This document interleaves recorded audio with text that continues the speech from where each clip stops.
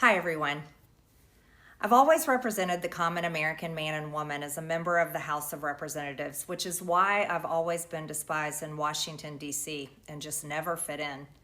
Americans are used by the political industrial complex of both political parties, election cycle after election cycle, in order to elect whichever side can convince Americans to hate the other side more.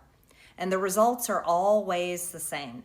No matter which way the political pendulum swings, Republican or Democrat, nothing ever gets better for the common American man or woman. During the longest shutdown in our nation's history, I raged against my own speaker and my own party for refusing to proactively work diligently to pass a plan to save Americans' health care and protect Americans from outrageous, overpriced, and unaffordable health insurance policies. The House should have been in session working every day to fix this disaster, but instead America was force-fed disgusting political drama once again from both sides of the aisle on television every single day. I have fought harder than almost any other elected Republican to elect Donald Trump and Republicans to power. I traveled the country for years. I spent millions of my own money. I missed precious time with my family that I can never get back. And I showed up in places like outside the New York courthouse in Collect Pond Park against a raging leftist mob as Trump faced Democrat lawfare. Meanwhile, most of the establishment Republicans who secretly hate him and who stabbed him in the back and never defended him against anything have all been welcomed in right after the election. And I will never forget the day I had to leave my mother's side as my father had brain surgery to remove cancerous tumors in order to fly to Washington, D.C. to defend President Trump and vote no against the Democrats' second impeachment in 2021. My poor father and my poor mother, it was way too much for all of us. Standing up for American women who were raped at 14 years old, trafficked and used by rich, powerful men should not result in me being called a traitor and threatened by the President of the United States, whom I fought for. However, while yes, hurtful, my heart remains filled with joy, my life is filled with happiness, and my true convictions remain unchanged because my self-worth is not defined by a man, but instead by God who created everything in existence. You see, I have never valued power, titles, or attention in spite of all the wrong assumptions about me. I do not cling to those things because they are meaningless and empty traps that hold too many people in Washington.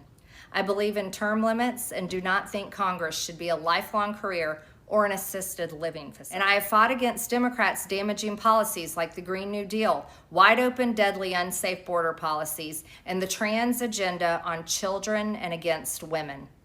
With that has brought years of non-stop, never-ending personal attacks, death threats, lawfare, ridiculous slander and lies about me that most people could never withstand even for a single day.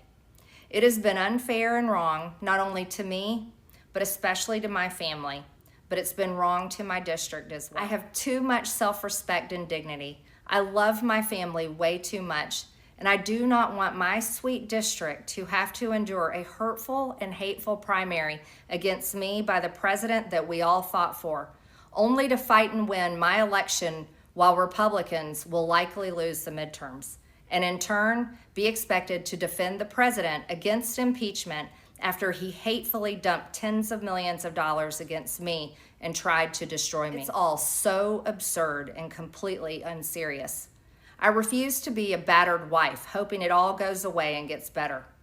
If I am cast aside by the president and the MAGA political machine and replaced by neocons, big pharma, big tech, military-industrial war complex, foreign leaders, and the elite donor class that can never ever relate to real Americans, then many common Americans have been cast aside and replaced as well. When common American people realize and understand that the political industrial complex of both parties is ripping this country apart, that not one elected leader like me is able to stop Washington's machine from gradually destroying our country, and instead the reality is that they, common Americans, the people, possess the real power over Washington, then I'll be here by their side to rebuild it.